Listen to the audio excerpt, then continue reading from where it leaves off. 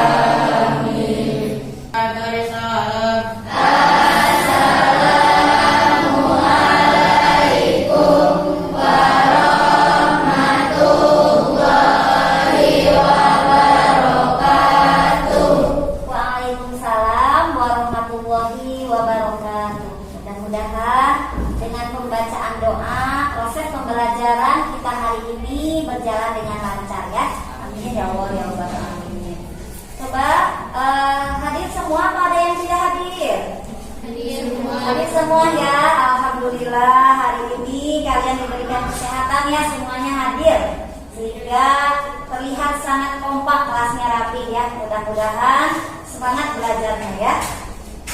Ya baiklah, sebelum pembelajaran ini Ibu mulai, ada yang harus kalian ketahui berkaitan dengan materi yang akan Ibu sampaikan hari ini adalah berkaitan dengan makanan minuman yang halal sesuai dengan hukum syariat Islam. Nah, kemudian KD yang akan disampaikan kompetisi dasar pada materi ini adalah pertama menganalisis ketentuan makanan minuman halal. Kemudian yang kedua mengkomunikasikan hasil analisis ketentuan makanan dan minuman halal. Tujuan pembelajarannya adalah pertama, siswa harus mampu menganalisis ketentuan makanan dan minuman halal dengan benar. Yang kedua, menyimpulkan ketentuan jenis-jenis makanan minuman yang halal dengan benar. Dan yang ketiga, mengidentifikasi jenis makanan minuman halal dengan benar. Nah, itu tujuan pembelajaran kita hari ini. Nah, pengertian halal dan dalilnya. Nah, ini ya. Apa sih Bu makanan halal itu? Atau halal itu apa? Nah, halal diambil dari kata bahasa Arab yaitu halalan, yang artinya adalah disahkan, diizinkan, dibolehkan. Artinya makanan yang dibolehkan. Kemudian apa makanan halal itu? Nah, makanan disebut halal itu apabila makanan tersebut dinyatakan sah oleh siapa? Oleh syariat Islam, sesuai dengan Al-Quran. Kemudian ya, halal ada dua bagian, yaitu halal menurut zatnya sesuai dengan nas Al-Quran, dan yang kedua halal cara memperolehnya. Nah, itu adalah jenis makanan halal sesuai dengan syariat Islam. Kemudian apa dalilnya atau apa penguatnya? Dasar hukumnya bahwa makanan-makanan itu dihalalkan oleh Allah Subhanahu wa taala tercantum di dalam Al-Qur'an surah Al-Baqarah ayat 168 ya. A'udzubillahi minasyaitonir rajim. Bismillahirrahmanirrahim. Ya ayyuhan nasu kulu mimma fil ardi halalan thayyiban wa la tattabi'u khutuwatis syaitan innahu lakum aduwwum mubin. Yang artinya adalah, wahai manusia, makanlah dari makanan yang halal lagi baik yang terdapat di bumi. Jadi segala jenis makanan yang ada di bumi yang sudah dihalalkan oleh Allah Subhanahu wa taala, maka kita boleh memakannya kalau sesuai dengan nas Al-Qur'an. Kemudian, dan janganlah kamu mengikuti langkah-langkah setan. Sesungguhnya setan itu musuh yang nyata bagimu. Nah, di sini artinya kita harus hati-hati dalam mengkonsumsi jenis-jenis makanan yang tidak sesuai dengan nas Al-Quran, atau ketika makanan tersebut sudah dijelaskan dalam nas Al-Qurannya haram, maka kita tidak boleh mengkonsumsinya. Paham ya? Nah, di sini dijelaskan makanan yang dimakan oleh seorang mukmin itu harus memenuhi syarat. Apa syaratnya? Pertama, halal. Yang dimaksud halal adalah diperbolehkan dan tidak dilarang menurut syarat. Dan tentu ya, sudah tentu sangat jelas sekali halal di sini adalah halal yang diperbolehkan. Yang kedua, thayyib. Nah, tadi kan ada halalan thayyiban. Thayyib di sini adalah baik. Jadi jenis makanan yang baik dan bermanfaat bagi kesehatan. Artinya tidak istilahnya tidak menjadikan madarat, tidak menjadikan sesuatu hal yang ketika kita memakannya menimbulkan penyakit. Nah, itu ya yang dimaksud dengan thayyib. Makanan yang kita konsumsi harus halal dan thayyib. Paham? Nah, terdapat beberapa jenis makanan yang halal. Yang pertama dari kategori biji-bijian. Apa dari biji-bijian? Nah, di sini biji-bijian dan buah-buahan yang tidak membahayakan jasmani dan rohani. Biji-bijian itu boleh jagung, gandum, kacang, itu boleh dikonsumsi. Kemudian buah-buahan apa? Banyak ya.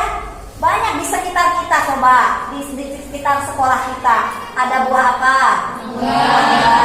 Pepaya, manggis, durian. Kemudian jenis hewan.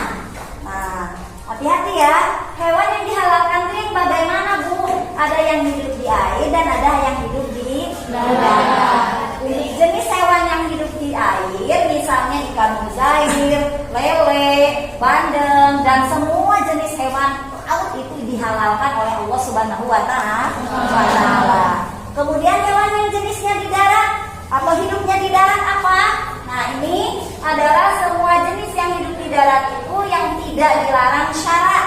Misalnya unta halal, sapi halal, kerbau, domba, ayam, unggas itu adalah halal. Yang dihalalkan menurut syarat itu adalah boleh dikonsumsi oleh kita. Paham? Kemudian kita lanjutkan. Nah, jenis minuman halal. Pertama, minuman yang asli. Jadi jenis minuman itu ada dua. Ada yang asli, ada yang hasil olahan atau produksi. Kalau minuman asli itu seperti madu asli, susu, air tawar, air teh, air kelapa itu halal, boleh dikonsumsi, bahkan bagus ya. Nah, ada lagi jenis minuman hasil produksi atau hasil olahan. Yang pertama itu bisa air mineral yang sudah dikemas ya, sirup ya, kemudian sari buah dan lain-lain yang tidak tercampur dengan zat yang haram, maka jenis apapun minuman boleh kita minum. Paham?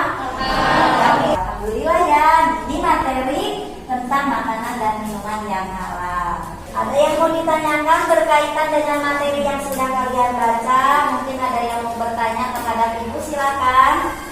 Oh ya, Nurmala. Mau bertanya apa Nurmala? Silakan.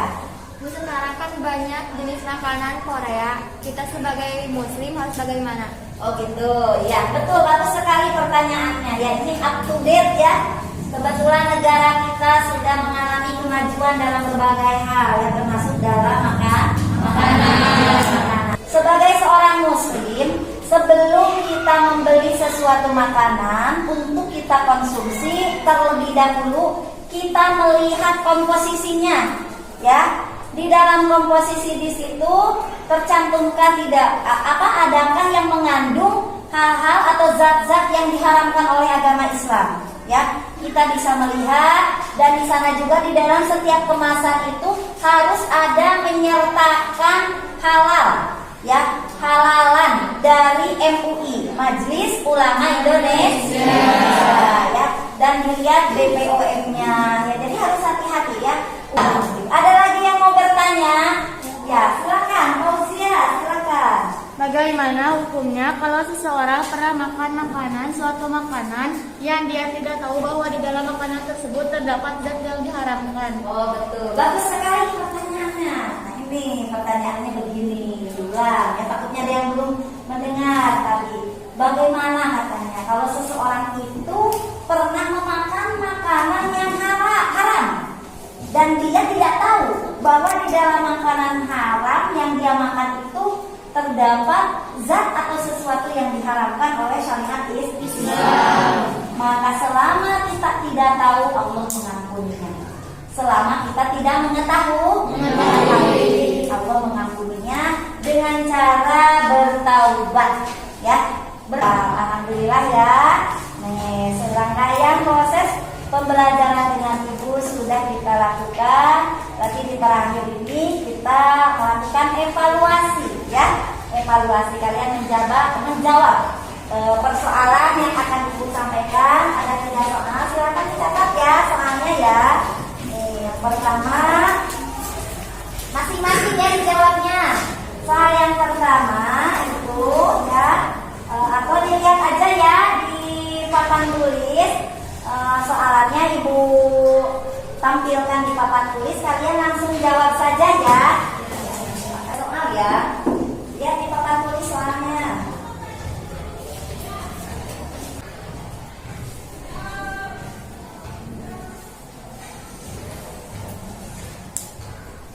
Dijawab ya. Sudah semuanya? Sudah. Silakan soalnya dikumpulkan ya beserta jawabannya. Nanti Ibu koreksi ya. Nah, disimpan di pojok meja. Ibu koreksi, simpan. Pilihlah ya. Kita simpulkan ya materi yang kita sampaikan, yang Ibu sampaikan barusan berkaitan dengan makanan minuman yang halal. Ingat ya, halal ini adalah halal sesuai zatnya dan sesuai dengan cara mendapatkannya.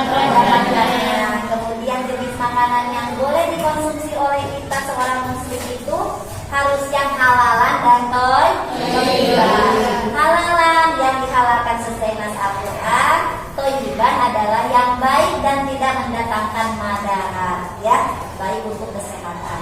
Kemudian apa tadi kesimpulannya manfaat dari mengkonsumsi makanan yang halal itu?